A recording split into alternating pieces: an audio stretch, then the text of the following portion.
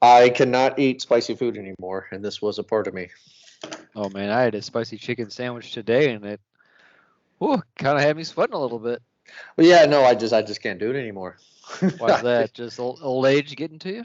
Yeah, it's just today we had ham steaks with green beans, some corn, and some carrots, fresh and all Spicy fresh. carrots, huh? And I bought a bottle of B Dub's mango habanero sauce, Oh sure, and I just doused it on my ham like an idiot. like an idiot. And I'm paying for it now. I'm tired. I have a headache. Are you doing the podcast in the bathroom right now? Is that what's happening? If you hear flushing, don't worry. I am fine. Hello, and thank you very much for downloading this most recent episode of Movie Guys Podcast. You can download many more episodes at movieguyspodcast.podbean.com. Yet again, we're here because of TikTok, right? We did that with Cobweb. 36-year-old Jordan is on the talk. I'm gonna say that's how we say it now. Is the that a talk. thing on the I talk? know.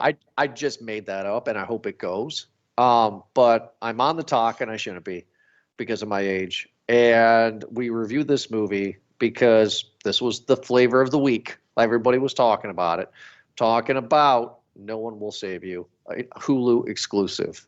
Eric, how the hell are you doing? I'm not on the talk, but we can still talk about it.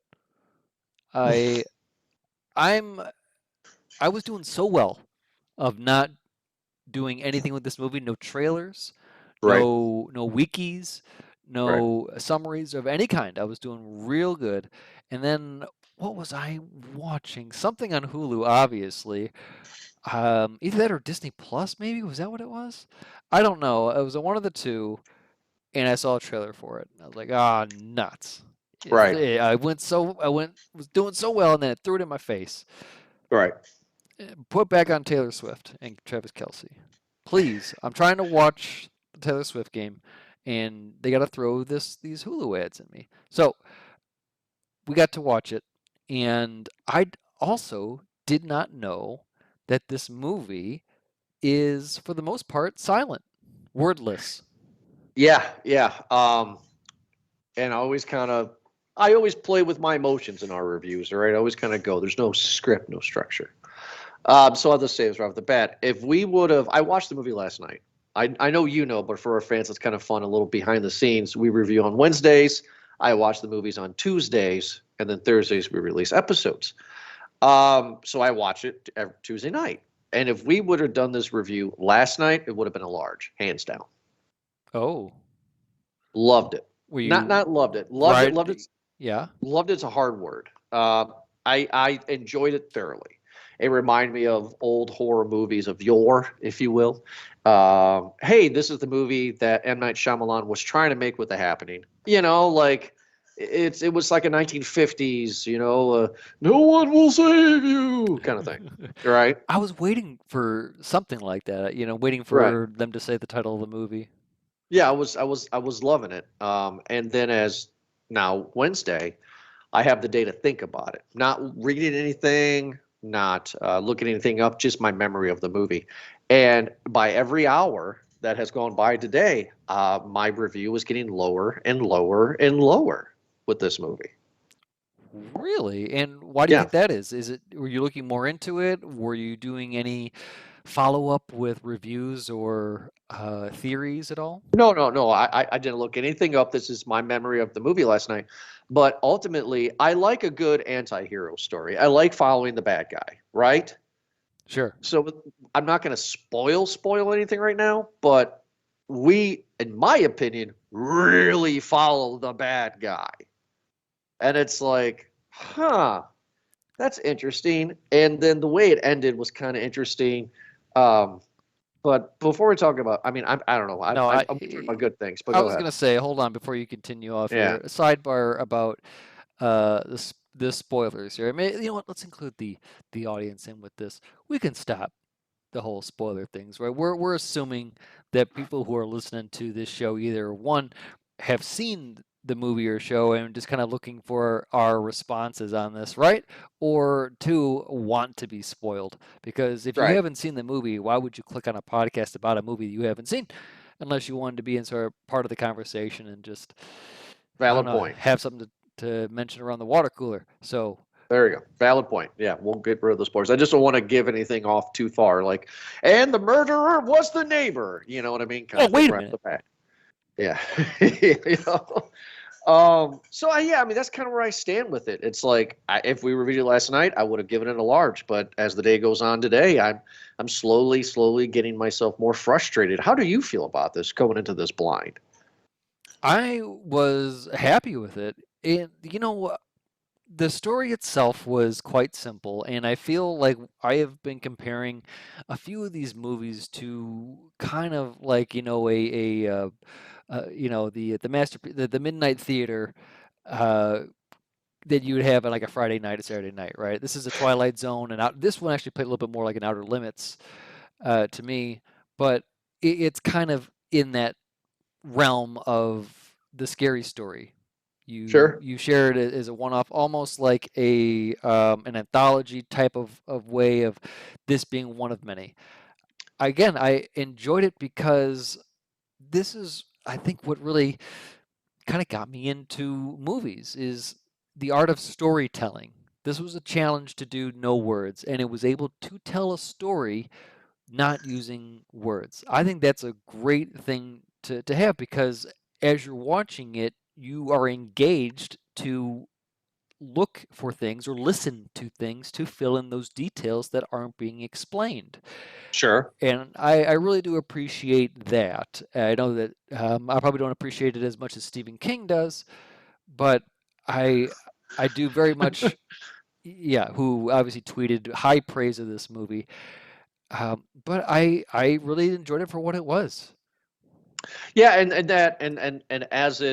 as you are enjoying it for what it is, I was enjoying it for what it is. But again, the story is starting what pissed me off. What I saw is starting to make me angry. All right, well, let's talk about it. Yeah, so modern day in a small Maine town, don't go down that road, right? I don't know where this is at, right? This is some uh is it Maine, Vermont, who cares? Delaware, right? It's a small town. Yeah, very Small kind town of a USA. rural, yeah. Yeah. And we get the main girl, what's her name? In this movie, Yeah. Bryn. Bryn is the main girl's name. Yes, I believe Okay. that's the name. Yep. So we get Bryn. She lives alone in this farmhouse, which I would love this farmhouse, by the way. Beautiful land, has a beautiful pond, like awesome setting. And she lives as a recluse, kind of 1950s dress, if you will, how she dresses. And She's a seamstress. she's a seamstress. And we follow her to town, and she's hiding from people in town. She goes visits what? She visits her mother's grave. Is that what she does? Yes, that's what it was. Okay, so she visits her mother's grave. So, okay, not much talking, but there's this woman that's, I'm assuming, our age, in her mid 30s, Yes. maybe early, and she's just living as a recluse. Like nobody's really talking to her. I don't know if it's right off the bat, She was late 20s maybe. Go ahead. but we do get her going into town, and she seems to hide from the police. Like she kind of hiding behind cars. So I'm like, the first thing that I'm thinking, not knowing anything about this movie, is that, oh, is she actually like a bad guy, if you will? Like, does she know something, or did she steal something and nobody's supposed to know? I like that mystery. What I do like, and right off the bat, a good hour, 30-minute film. Within the first 15 minutes, aliens come out of nowhere at night. Out of nowhere, we get aliens. It starts. And, right off Eric, what do you think of the aliens in this? I mean, standard little green men with, Yeah, rays. we are more or less, Jordan, students of the 90s, and these aliens are flat out of the 90s handbook with the big heads, the big eyes, very much what you would see on like a Pog or a stuffed animal type of thing. They did a very good job with it. I wouldn't want them to be, I don't know, anything else. It just seems kind of difficult to make something original and have it be without criticism. This is a humanoid, so I think it's a bit easier to kind of uh, see what their abilities are, which, we have 2 legs, we have 2 arms and hands and feet, and What I do like is the eyes. I like how the eyes are kind of like because you get the cosmic big eyes, almost, yeah, but it's like stars, like the galaxies in speckled. their eyes. Yeah. That's neat. Yeah, I guess I enjoyed the design of it because it's familiar. I think if you were to ask everyone in the world to, like, draw a picture of an alien, you'd probably get something like that. And yeah, Sure. your typical Roswell alien. Right. I have no problem with the complaints. I have a problem with the CG. The CG in this is bad. It seemed, I guess, sci-fi to me, Sci-Fi Channel, that is. It did not look good. And we get this alien that's just kind of stalking her. That's what it is. They couldn't pay anyone to talk. They had to save up the budget for the CGI. I was enjoying this part. My eyes were glued to the TV. Again, there's no talking really. This woman is sleeping at night. You know the aliens arrive when all the lights in the house go off, like all the electronics, right? Standard. Yeah, Uh, I think they do the usual kind of yeah, abduction type of sign. they're not reinventing the wheel here. And we get this very good cat and mouse of the alien. And here's a good thing too. I'm going to praise the character. She's not a damsel. She is a very, very I'm not strong, but she's very clever. She makes smart choices. Instead of running up the stairs, she runs out the door. Yeah, Kind she's of a survivor. right. So I really dig that. And this alien I kind of was interested in. He ends up getting her, right? So like there's this cat and mouse game for a while, and he ends up like throwing her across the room with his telekinesis, whatever. And she stabs him right in the side of the head, and he dies. So like that was a shocking point to me. I was like, oh, this happens. Okay. So there's rules now. Like aliens can be killed in this world with typical things. Well, she killed him with a model, with a model of a town, a building. Right. What I'm saying is that, you know how alien movies are. Like, I mean, this one's setting up the rules, that these aliens can be killed with regular things, like, human things. Oh, yeah, yeah. I think, yeah, the other part of this alien is they were shown to have some sort of like psychokinetic ability, right? They can kind of do like a Professor Xavier and telekinesis and just kind of move things. Not Right. a whole lot of things. Usually like 1 or 2 things at a time, it seems. And then they also have like a tracking beam and out of their ship that they can do. But kind of what we would think maybe some of these aliens, just in modern culture, could probably do. I liked though that they're still kind of like flawed, like we are too. They underestimated this person. They thought it was just going to be an easy, maybe a catch and release type of thing is what they were trying to do, right? But again, she's got the fighter's spirit, and Well, she just went in and probably wasn't that expecting to be stabbed in the side of the head. no. And then I actually got a chuckle too. The next day, well, she kind of like falls asleep with her eyes closed, but kind of not. She's traumatized of what happened. Yeah, she's obviously in shock. Right. She's shocked. But the morning comes, and she's like, okay, I gotta get going here, So would she take a shower first, I believe, to kind of clean herself up, and then she gets dressed. And what got a chuckle out of me was she didn't want people to see the dead alien body that she covered with a blanket, so she put the couch in front of the door, which I thought that was kind of a funny Yeah, moment. give it a try. And she goes to start her car, typical, right? Again, we're not inventing the wheel here, right? Car won't work, no electronics will work, right? So, okay, been here, done there before. And she rides her bike, and this is where we get our first disaster, where we see a tipped upside down mail truck, and nobody's around. So we are now assuming that, this isn't just happening to her, this is happening to other people. So I'm thinking, oh my God, the whole town's infected, right? That's what I'm thinking. We get to town, and everybody seems normal. The town's not infected yet. They're in the process of being infected. Yep. They just don't realize it. So she goes to the cops, and now this is where my questions that I've been thinking about the day starts happening.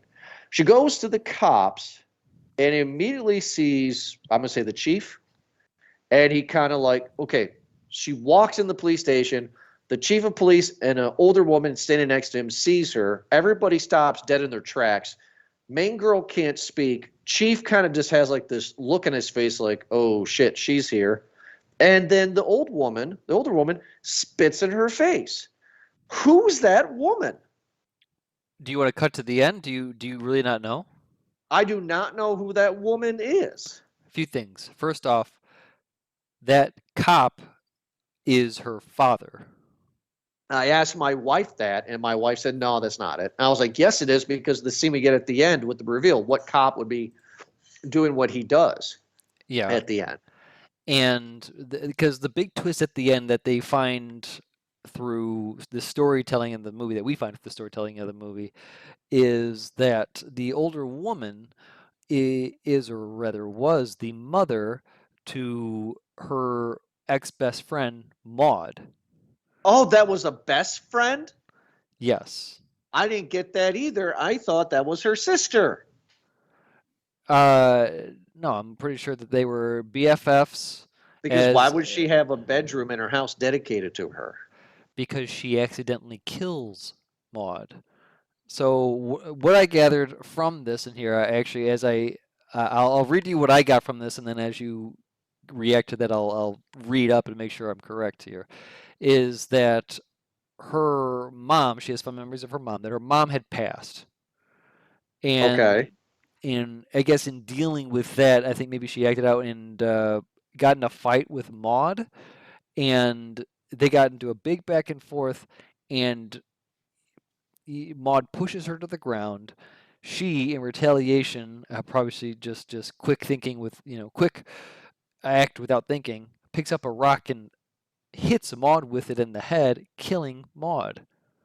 So the town, which we get imagery of, that has basically turned their bed and made her an outcast in the town, probably because she is known to kill Maud. And Maud's mom, the older lady, then proceeded to maybe find some comfort in her father, in Bryn's father, who obviously had just lost his wife.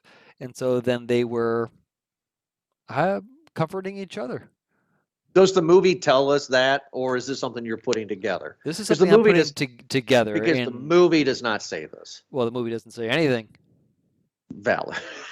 But that's the frustrating part, because I'm all about having the audience think for themselves. But you got to have something for us to kind of base this off of. And I think that you and I are seeing two different movies then, because I did not take that this old woman was Maud's mom. I thought Maud's mom was her mom. I thought they were sisters. I knew that the cop was the dad because we see in the backstory that the cop is on his knees crying, which means that his daughter was Maud, right? No, because that scene happened before the Maud death scene. So I think that cop on his knees crying was him dealing with the news that his wife had passed. Okay, so the movie's not telling us. It's not giving us conclusive that it's doing this, though. Or maybe not well enough, Jordan, because that's a problem that I have. It's a pretty big, I guess, dot to connect each other. Well, because that's why I said in the beginning of this review that more and more I think about it, the more frustrated I'm getting, because I'm like, oh my God, we're following the bad guy. Yeah, okay, fine. Accident, right? She killed her friend, right? Killed her friend with a rock.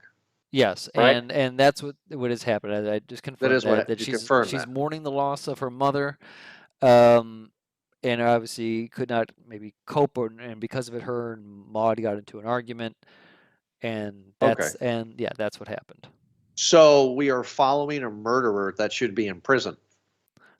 I mean, accident or not, if you will, I mean, like, she would be in prison. I mean, she was in a scuffle. She took a rock. She smacked her friend in the side of the head with it, killed her, probably had a huge gash. It was an accident. okay, so I accidentally hit you with my car. Am I not going to prison for a while? You go ahead and arrest that 10-year-old then, Jordan. Put her in She was life. 12. Go ahead and arrest that 12-year-old then. Didn't they like in the 90s, didn't they like put a 12-year-old redhead that looked like Chucky in jail for killing his parents? Well, Just saying. he killed his parents. This was obviously a sequence of events, and her dad's a cop, by the way, too. Like See what I'm saying? she just lost her mom. Her and Maud were having an argument, and she obviously reacted, and probably is obviously very apologetic about it. Where if she's writing a letter to her dead friend for every day or every night before she goes to bed, Right, but you see what and I'm has saying. a whole room to get it. No, I get it, and who's to say that she was not subject to some sort of punishment there, Jordan? I mean, maybe she just got out of the clink, and that's what, and that's why people are giving her eyes. No, I'm just saying, like, don't do it as murder. You know, what I mean, don't do it as, because at the end of the day, it's still murder, right? I mean, what my complaint is with this movie is that she accidentally kills her friend. Make it something else. Well, you know what? You're right, because going up to this, I had noticed the three things. One, that Okay. she still had her dad, that the town was against her, Mhm. and that like her mom and best friend were not there, or like in the picture. I was kind of piecing those Right. together, that after a while, like, okay, they're lost. I assumed after some time that maybe Maud died due to something from her mom. Right. Or like she had done something to influence, like, the death of both of them, and that's why the town looked bad on her. And either way, the dad, who's Yeah. the cop, got out of it, but he's the one that discovers it, because he's the one that kind of. Right. But that's what I got out of it is, and maybe that would have been a better story rather than the other one. That's what I'm thinking. Because this movie has a lot of good things going for it, and if this movie has some good things going for it, I just wish they would have fleshed out the story more. But we're talking about the stuff that happens at the end. Throughout this whole movie, we get this alien attack after alien attack. She goes to the town. She gets spit on her face, and then this is where the town starts getting infected, a la like Dawn of the Dead style, right? There are people that have like some sort of a parasite inside their throat. Yep. Zombie-ish, if you will. She gets on a bus. She's laughing. She's ready. She's leaving the town behind, and there's an alien on the bus. Won't let her go. That's a great scene, right? From the bus scene all the way till she gets to her house. I thought it was very good. Like, I really enjoyed the claustrophobianess of the bus, her running, and then the alien just like standing there, like kind of like Michael Myers watching her run away. Thought that was kind of fun. Right. What I mean by an alien, like it looks like a dude, but it possessed a guy, right? The Oh, aliens. yeah. Yeah. I liked in this because it also showed that, like, whoa, is it just this one person? But no, that everyone on the bus is possessed, except for the bus driver, who seemed to know out of there pretty damn quick. We didn't even see what happened to him, really. He just saw, like, we didn't see him run out or nothing. We saw him run, and then that's it. That's it. I got a one small glimpse of when she was on the floor of the bus, of him Right. doing the over the shoulder, and then parking Right. it, opening the doors, and then pew, just out of there. But we can assume that he probably got abducted as well too, right? But either way, this is, it's a great scene. She's trying to flee town, and she gets that reminder that no one will save you, Yeah. right? Which is a great title, because again, there's so many reminders that she's on her own. This Right. being one of them, because holy cow, the whole town is in on it. The whole town's in. And of course, we've seen this 1,000 times, and I keep on repeating that because it doesn't mean that it's bad if you see something repeated. Like, this is zombies. This is Invasion of the Body Snatchers, right? Like, I got Invasion of Yep. the Body Snatchers when all the infected have their hand up at the sky. Oh yeah. Reminded me of the guy pointing at the end, Yep. Body Snatchers. So it's And what's that it's sound been, like, Jordan? you don't want me to do that. I'm not going to do that to the audience. I'll do it if we weren't on air, because I don't want them to go, and we're turning this off Yep. now. Save some sort of save their screech. ears. Yeah. Yes, some sort of screech, if you will. No, so like it's been there, done that, but I am entertained. And then the rest of this movie, literally, she goes to a church. The church is closed up. She gets back home, and from this until the ending credits, it's just her. I mean, nobody else. One guy comes back, and it's just her and aliens. And this was a fun part, right? So we also get, I don't know if it's the life cycle of the aliens or if it's, I'm assuming, different class types of aliens, right? Because she goes down in the basement when she's home, and this alien is really smart, right? I'm gonna call it the smart aliens, right? Where it pretends that it's one way by tipping over a mannequin, but it's actually staring right at her. Great scene. And it's not violent towards her. It's more studying and figuring her out, right? Just And then we also get the small little short one that was just crazy. Kind of remind me of the little kid, the crazy boy in Us that was crawling around on all fours. Oh, sure. Snarl. Yeah. We get this crazy one. And then we get this like spider-looking one that looks like the Mind Flayer from Stranger Things. Yep. Right? This big, tall. So, like, what do you think? Do you think these are different classes, different types? Because they all look the same, right? It's not like one alien is yellow, one alien is blue. They're all gray. They all have the big black eyes. It's just some are really, really short, some are really tall. Oh, yeah. I think that there's the traditional, I don't want to call them that. The big head guys, they're the ones that are sent down to like observe and assimilate. Just like that one, but then we saw like kind of like that dog-like one, which is Right. like a little zergling little thing that's just to go out there and just it was doing like the bone, the weird arm movements and like waiting for Right. the kind of a hunter kind of a thing. There was the Mind Flayer thing that you said, which she kills both, by the way. So Yeah, she's awesome. she kills like 3 aliens, 4 if you want to count the thing in her throat, right? She kills the one in the beginning, yeah. She kills the dog one. She kills the pseudo mind flayer. Yeah. Well, there's also a huge mind flayer at the end. Yeah, but she does not kill that. Yeah, she kills like a pseudo mind flayer. By the way, so that one was fun. It was so BS, but it was fun. So she kills the dog one, and now we get this pseudo mind flayer one. Keeps on going up, almost like a Billy Gruff type of thing, It's doing its thing, right? It keeps on going up. I was like, hey, who's laying all these eggs? I don't know. It just keeps on getting bigger. Yeah. And that last one was really cool, though. The last one was neat. But anyway, so the pseudo mind flayer climbing over the house, really cool effect looking.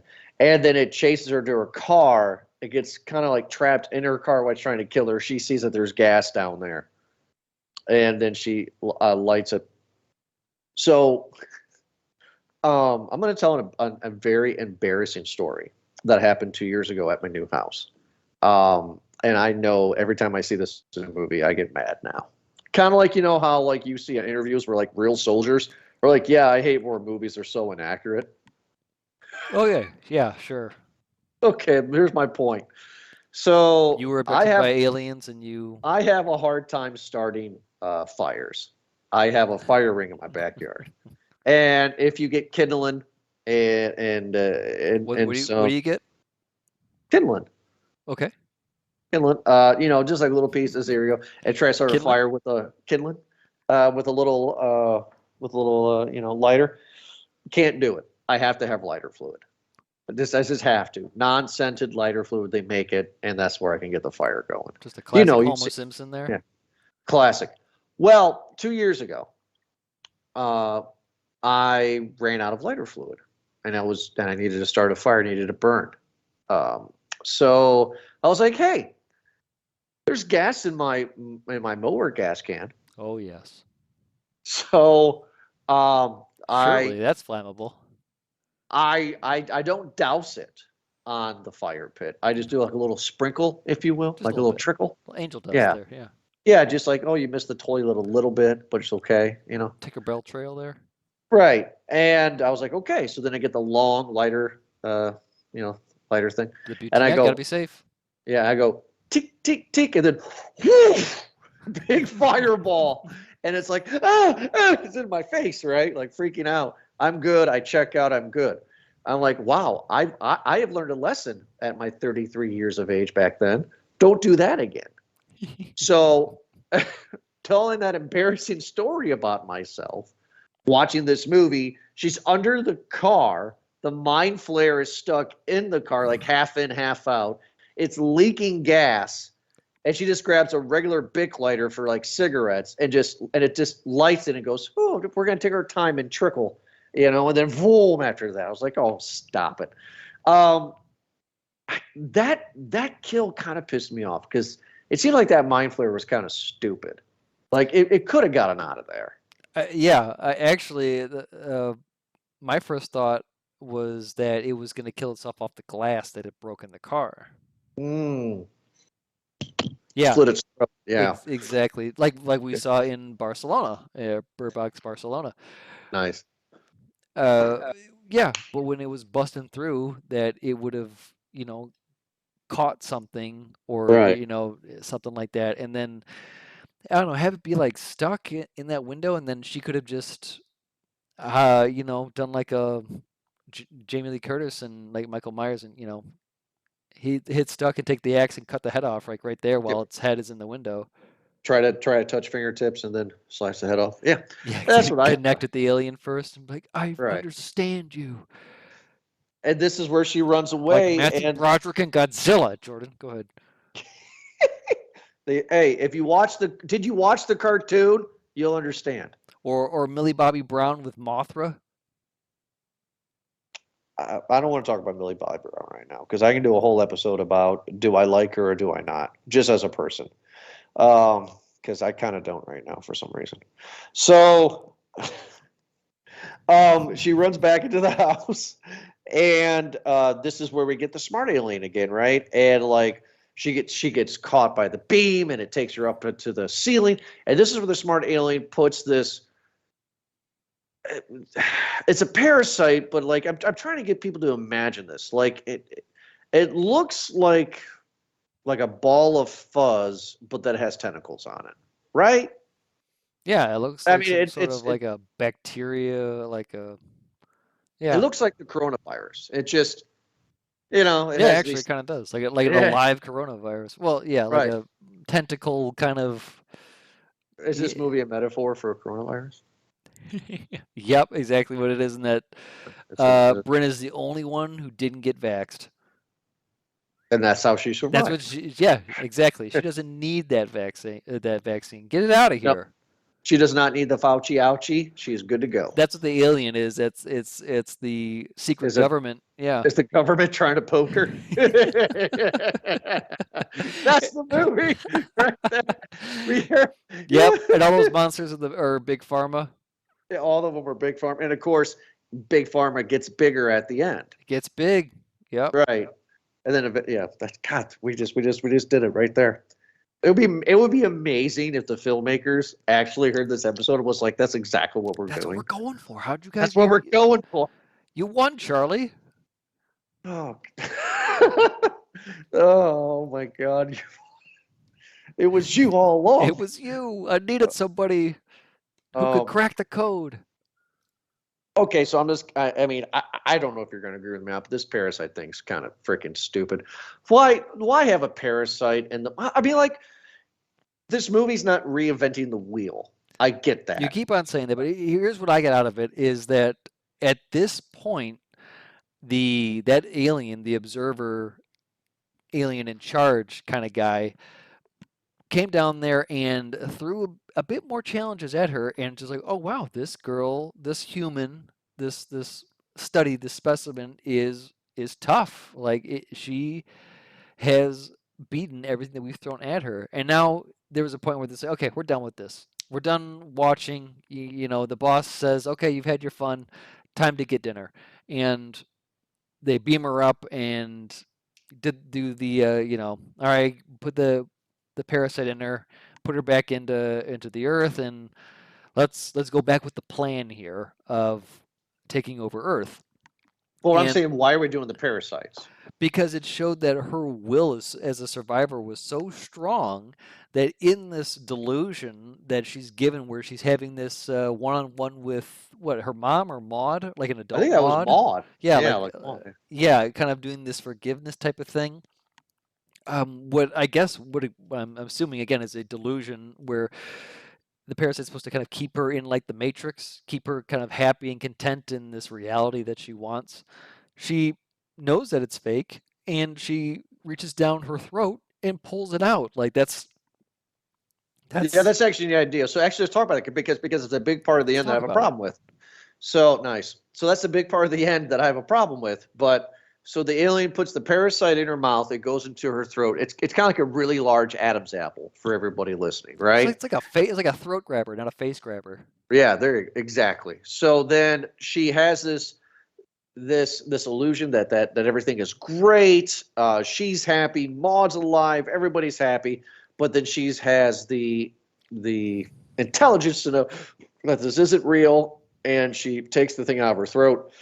And this is where the thing gets really pissed off the aliens, and it creates, which I don't think was necessary, but they create a doppelganger of her. I don't understand the doppelganger part. It's just trying to, I mean, like, so if they created her as a doppelganger, does that mean that they can do that for everybody else? I'm assuming so.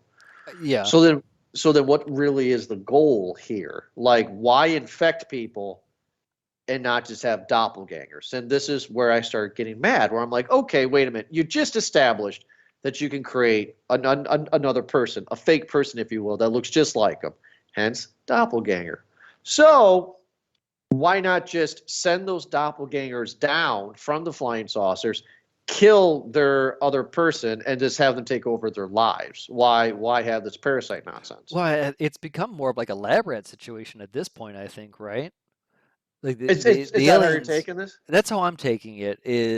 And that's simply because of that mannequin scene that you were talking to before. That that aliens' body language seemed to suggest that they were curious about this person. Let's take this mouse and put it in a different maze and see what happens. I think Very good analogy. it's a lot of these different things is that's what I got out of it, is that, or at least that's what I took, is that all these different levels are just different tests, and that this doppelganger is just another test. Unfortunately, I think she kind of failed that one. Well, no, she kills it. She was successful. It was the easiest foe she had, because she's running away in the woods. She sees the doppelganger.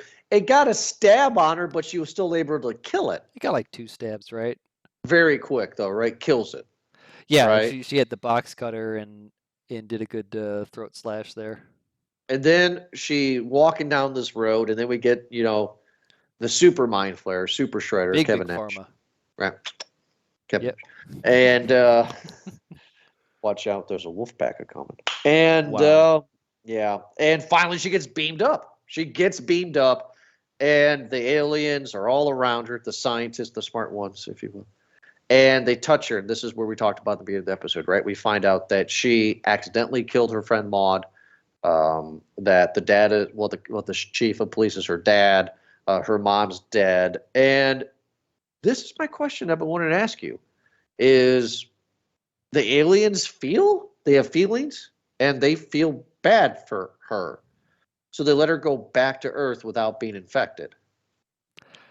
Yeah, is that what it is, or is this or is it like this is a reward for taking down all of her waves that we've shot at you? And I do like this conversation that we're gonna have, because this part of the movie allows us to have this, because it's open to everyone who watches it, right? You could have this a different view than I could about this whole thing.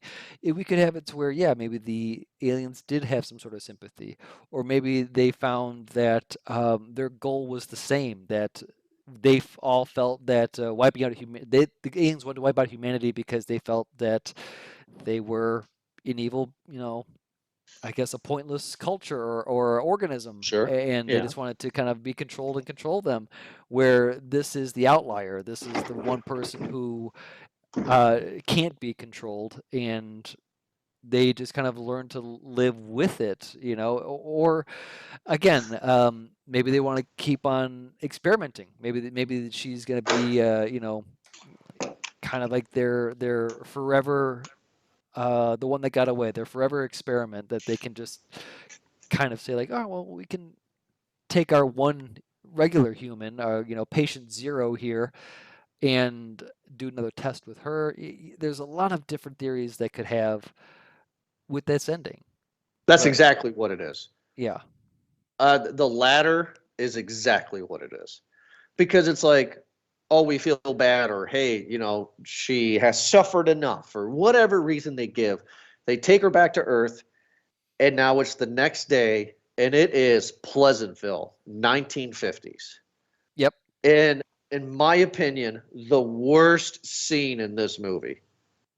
This is where I And got the Outer Limits kind of vibe. Oh, it was terrible. So I'm going to paint this picture for the scene. She goes to town, and there's like this little town block party, right? And it's not what you're probably thinking, where it's like the whole town's involved, and everybody's singing and dancing Disney style. It's just this one little like square.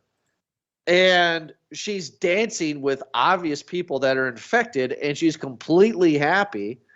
And then after a couple of spins, she looks at the camera as it pans back to see all the flying saucers monitor it. So there's a lot of questions with this. And I'll go with the end of it, the last shot with all the flying saucers. The United States Air Force would have seen that there's flying saucers. So I'm assuming the whole country, the whole world's been infected by aliens at this point. Yeah, I agree with that. So why keep her if she was so hell-bent on breaking the mold or surviving or not being one of them? Then she's contradicting her character by just being one of them. If that's making kind of sense, because like she wants to be accepted with the townsfolk, but the only way to be accepted by the townsfolk is if they're infected by aliens. Yeah. It doesn't make sense. Like, what's this mean? That she's going to live like a regular, normal life? She's going to get married and have some alien babies? Like, what does this mean? Maybe she'll continue to live her life reclusively, just, as the hermit that she wants to be. And she's okay with living this lie, I guess. But that kind of goes against her character, don't you think? No, Her I would character's a agree. survivor. Yeah, I would agree that the ending is probably not as robust as it should be. A lot of questions because, like, oh well, what about your future? You still, still a young girl. She's still got a whole life to live. And that's why I would maybe lean more towards that the aliens are just keeping her around as their maybe, as the oh, hold on, let's get Mikey to try. Put her in the maze and see if she can get out of it, and then we can try to implement that into future takeovers. I mean, like, why didn't we see the dad back? Like, it's like, this is your opportunity to, like, we already know that you can invent doppelgangers. So why not have Maude back as a doppelganger? Why not have her mom back as a doppelganger? Why aren't we seeing her dad, the chief of police, in the dance square? I just don't understand. Like, if you're going to go that route, then to do those things, right? That's what you want. She wants to live in Pleasantville. Well, again, if you're asking like for doppelgangers and in that degree, then you would have to go bigger. Like, well, what's the motive? Is the aliens just trying to take over? If they just wanted to kind of divide and conquer, then why not just nuke the planet and just take it over? Like, what are they trying to preserve? Are they trying to preserve something? Are they trying to take a resource? Are they using the humans for something else, for a battery of some sort? And what could possibly be their reasoning for taking over Earth but letting it function the way that it would? So I know that you would know this episode. I'm not a big Twilight Zone person. Right. Of course, I've seen the classics, right? I There's watch it something on every the year. wing. There's something on the wing. Something. That. We have all seen that I stuff. like John Lithgow better on that one, by the way. Oh yeah, the Twilight Zone movie from the movie, 80s. Yeah. Yeah. But there's an episode in the original TV show that I don't know if they've ever remade or anything, but it's a small suburban town, right? And the lights keep on going on and off. They're being screwed with, right? The town is being screwed with. Mm-hmm. And then the big gotcha at the end is the camera pans back, and on top of this mountain, these aliens that are doing it because they've taken over Earth and they're screwing with them. Remember that episode? I do remember that. There's a bit more in that episode because they're turning off, like, let's say it was like a street, and they turned off all the power on the street, and then all the neighbors came out and there's, oh, Bob, oh, what's going on? Oh, no, Jim, Ralph over there lost power. How Right. they do their whole thing. And then they would give the power to like one house, right? Or like, individually, like give it for a little bit and have one person kind of be the chosen person, everyone else. Right. One person is the have, the rest of the have-nots, and they would pit the people against each other. And I think, didn't it end with one of them like shooting each other? Or Yeah, it was like a death or like somebody hit each other with a bat. It was supposed to be like, Lord of the Flies, if you You're will. right. I know exactly what you're talking about. Yeah, so And you the know that aliens episode. talking about how, oh, well, we don't need to do anything besides just do that. We don't need, we don't need to go in there with our big fancy lasers. We can just turn off the lights, and that would, you Freak know, him out. that's enough to wipe themselves out. I was thinking of that episode a lot during this movie, Okay. especially the end of this movie. That's why I bring up the episode. I think it's a valid point because of her living this lie. I mean, she knows that there's aliens out there. I mean, like, so she knows. She sees the flying I saucers. guess she likes them more So, than the humans. right. So I guess to get into our popcorn ratings, um, like I said at the beginning of the show, if it was last night, I would have given it a large. Um, I'm now towards a small bag of popcorn. Okay. It's okay. I probably won't watch it again. Like I'm not going to YouTube scenes. I think there's more here, and I really do feel that this would be a great 5-6 episode one-off limited miniseries. Mm. I think it would have been like a great like HBO thing or like Mm-hmm. a great Stars or whatever, right? Just like a 5-6 episode miniseries, And I think they could have done a lot more, right? This could have been better than Under the Dome, the show. Um, so yeah, her being so strong and so determined to survive, to her just accept that aliens are around and she's living this lie. Just it doesn't sit well with me. And not having focused characters that she focused on come back at the end because that's what she wants, right? Like I think that's why my review was so low because it's like this is where you bring doppelganger friend, doppelganger mom, and chief of police dad back. She's living her heaven, if you will. Mm-hmm. That would have made the movie sit better with me. I don't think the effects are great. I don't nothing special with the aliens. We've been there, done that. I've said that 1,000 times in this show. You're not getting anything new. The movie is fun at the cat and mouse games. I wish I saw more of the town, and I wish the movie just was fleshed out more. So I don't think it's terrible. It's not the worst film we reviewed this year, but I'm going to give it a small bag. I think there's more here to chew on. No pun intended. Eric, what is your popcorn rating for No One Will Save You? I was going to go in here with a solid medium. I really was, but I think after talking with you, I have to go down to maybe a small with a lot of butter on it. Listen, I did enjoy this, and if someone had asked me if they should watch it, I'd say yeah, sure. But at the same part, you're right. I feel like there was maybe more that they could have added to this, like maybe the background of the town or the background of her family a bit more. I understand they wanted to go without any speech or minimal in this movie to add take away from one and adding to the other. I enjoyed that. I really did. Which is why I really would probably say recommending to this movie just because it's nice that they're doing this. It's a good storytelling, but at the same part, this was like an hour and a half, right? Hour 33. Perfect. Yeah, and it felt 2 hours long. Oh, really? Okay. Didn't feel that long to me. Yeah, it felt a little bit longer, but then again, I was on Hulu and I did get to see a few commercials with it, so that might have Oh, been. okay. You cheap out and you get the commercial one. Yeah, I didn't get the Yeah. Hulu Premium.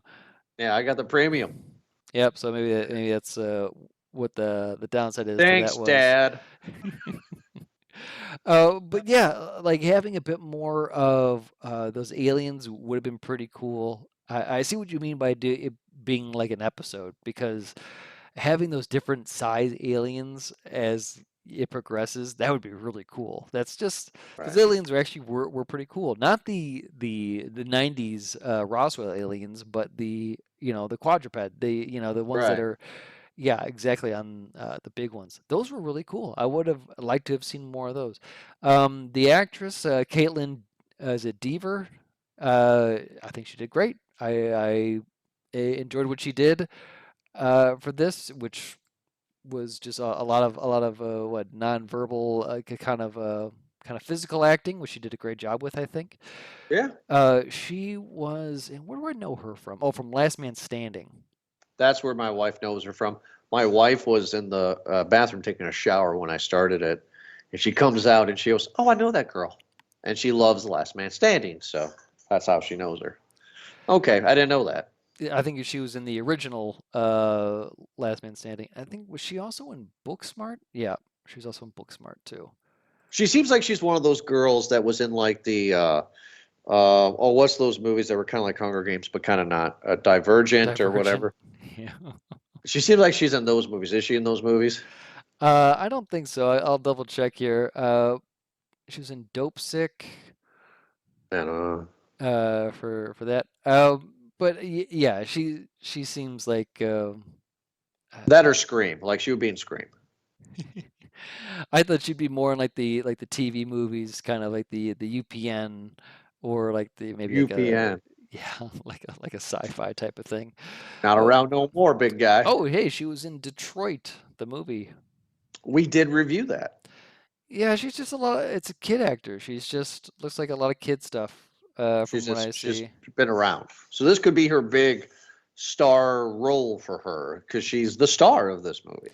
I'm sure this is going to help out a lot. She was also in Dear Evan Hansen. I know you love musicals, and so you probably recognize her from that. She's in Next Goal Wins. Is that the Taika Waititi? Yeah. Oh, If you didn't know that there's a movie coming out, a new movie Taika Waititi is kind of like, remember the movie The Big Green? yeah. Okay, that but from New Zealand. The soccer movie with some of the Sandlot kids? Yeah, so that movie, but in New Zealand. And with Michael Fassbender. Oh, well, they And Will Arnett. play soccer in New And Zealand. Elizabeth Football Moss? stuff. Jeez, who else is in this movie? Elizabeth Moss. Wow, we haven't reviewed her since The Invisible Man, which you're still mad at me about. Um, okay. The White Woman's Dream movie. Yeah, okay, so the small for me, and you're going for a small with some extra butter on it. I mean, here's the thing is I kind of feel bad giving it a small, and I don't know if you do too, because it's really not a bad movie. It's just the little things that go, oh, this is a great small bag of popcorn. I'm enjoying the small bag that costs $5. Oh, there's a kernel. There's a kernel. I don't know what yeah, the heck that is. I'm Let's with throw you that away. 100%. Like I do kind of feel bad giving this a small, but at the same part, I kind of was left in this movie feeling like, oh, well, was that it? Like, almost like you get grandma's birthday card and you kind of look at the back, like, was that it? Just Was that it? Where's where's the cash, grandma? where's the $5? Yeah, exactly. Like you Yes. wanted, like I enjoyed it for what it was. I really did, but it almost felt like I just wanted like just a little bit more. And, Yeah, a and little bit more. and maybe that's where like talking at the end would have helped to kind Mhm. of bring us to the finish line to answer those questions that we maybe would have had or left with, or maybe that part when they psychologically probe her and we get to see the flashbacks, and then right after that you get to see the kind of the command coming down. Maybe have it being somewhere where there's like a subtitle where she can understand them, where Oh, because there's a yeah. connected where she can or like they try to say something of Maybe some comfort to her. sounds. I don't know, something. Yeah, maybe. Yes, exactly. I don't know, but yeah, that's what the point is that we're trying to say is that we're grasping for something more than what we got right now, and we're brainstorming anything that is not of the cliche ending that we would have had. Because it's a metaphor for COVID. Before we close out the show, let's see how really good our friendship is. I've never seen the movie, but I've seen the scene. This goes with the theme of alien abduction.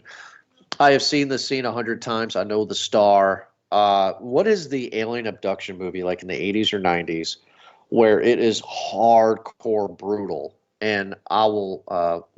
What's the owl guy's name from Watchmen? Not the, but that actor. What's his Patrick name? Wilson? Patrick Wilson was in it.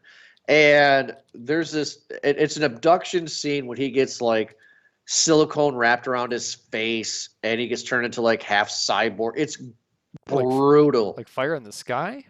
Is that what it is? Watch that. Yeah, I think that's what you're talking about. I'm pretty sure. That movie's rough. That one was one of my first actually alien movies as a kid, and that's what really messed me up for the longest freaked time. me out. That freaks me out now, dude. That guy. Oh, jeez. That's exactly what I think they're doing, right? Up there. Of course, that one's a horror movie, and yeah, I don't think Patrick Wilson was in that. That might have been before his time. But it looked like him. Yeah, but I'm pretty sure that scene that you're describing is one that I still dream about. You know what's really interesting It's too is that, man. Did you know the most recent movie that we reviewed that reminded me of this scene was Nope, when we find out that the flying saucer is actually an alien and then all the people are being devoured inside of it. Oh yeah, It's reminded me of that. This brutal, hardcore, like just torture. So, I guess my point is that I was wondering where this movie was going. Like I was wondering if we were going to get that or not. Like if they were going to jump the shark. But were you thinking of Robert Patrick? Is that who that is? Robert Patrick from Terminator 2? Yeah. Is that who that is? He was in that Fire in the gets shredded. Sky. Okay. And yeah, I'm quite sure this is the movie you're talking about. Yeah, I know exactly the title. I've never seen the movie, but I've seen the title and I've seen the scenes. Yeah, I wasn't allowed to watch it. You know, it's based on a book, right? Like there was that part in the 90s when the alien abduction kind of books and movies were really getting big. X-Files and stuff. Yeah, you had all that. Yeah. This could be another series, by the way. Movies that we've seen the scenes that we never saw when we were kids. Movies that we've never seen, but we've seen scenes from. Yeah, because there's this one movie that haunts me still of these kids on a train track. It's not Stand By Me. Maybe it is because I've never seen Stand By Me all the way through. Where these kids are on a train track and then they get stopped by these bullies, and then this one bully like stabs another kid, and a train's coming. Oh, geez. Okay. And it scared the living crap out of me because that was scary. But anyway, well, this is our review for No One Will Save You, right? I thought it was a great review. Thank you so much, Eric, for joining me on this one. Yeah, no problem. I was criticizing this movie in the beginning. I was like, my joke was that no one will watch you. Nice. Well, I don't know. It's Hulu, right? And actually, too, I will end it on this. My wife did say it last night. That was very good. She said this is a perfect streaming movie. This is not a theater movie. I totally agree. Absolutely. Yeah, totally. Or like agree. you said, or I had said before too, is like this felt like those TV specials that they would do, Yeah. this Sunday on Fox. A 2-night special on ABC, Saturday and Sunday, like they did with It and The Shining back in the day. Exactly. Right. Well, everybody, thank you so much for downloading this most recent episode of Movie Guys Podcast. You can check us out at movieguys.podbean.com or wherever you get your podcasts from. We are on that platform. Make sure to check us out on Instagram. We are at Movie Guys Pod, and we'll be back next Thursday, like always, for an awesome episode. Have a good night.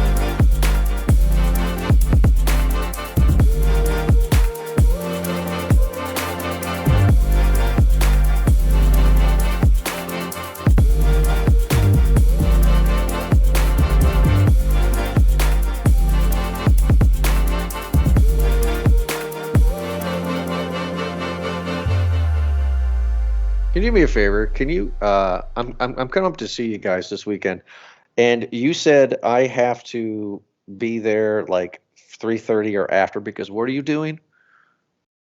I am playing Dungeons and Dragons with my friends. Nerd. We're on a 4-year campaign right now. It's You didn't like my nerd joke. it's been going out. No, I understand your nerd reference there, Ogre. Yes, thank you. A 4-year campaign. So are you going to decide if it's Honor Among Thieves or not, or?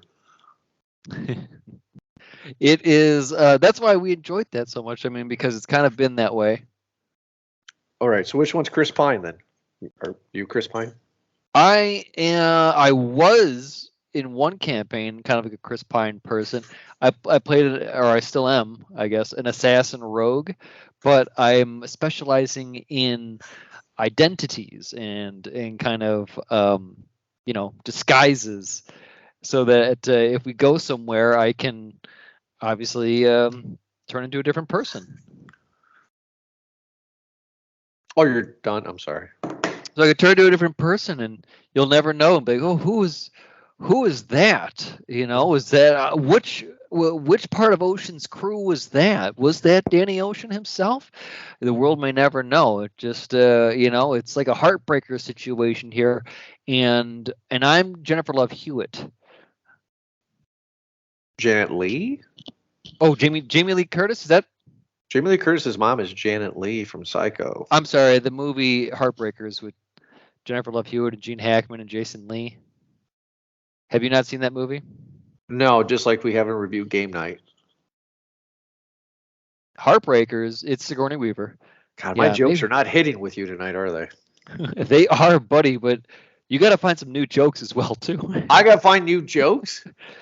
We've covered the Game Night one already, and I'm telling you, damn it, Jordan. I'm tired of having this conversation because we've seen it. We're going to have to do next year, put it on the list. Let's put it on the list as a retrospective. Yeah. So you know what I'm sad about? Or you know what actually would be really great idea is we could get Ed back for one show, and it's Game Night. It's Game Night.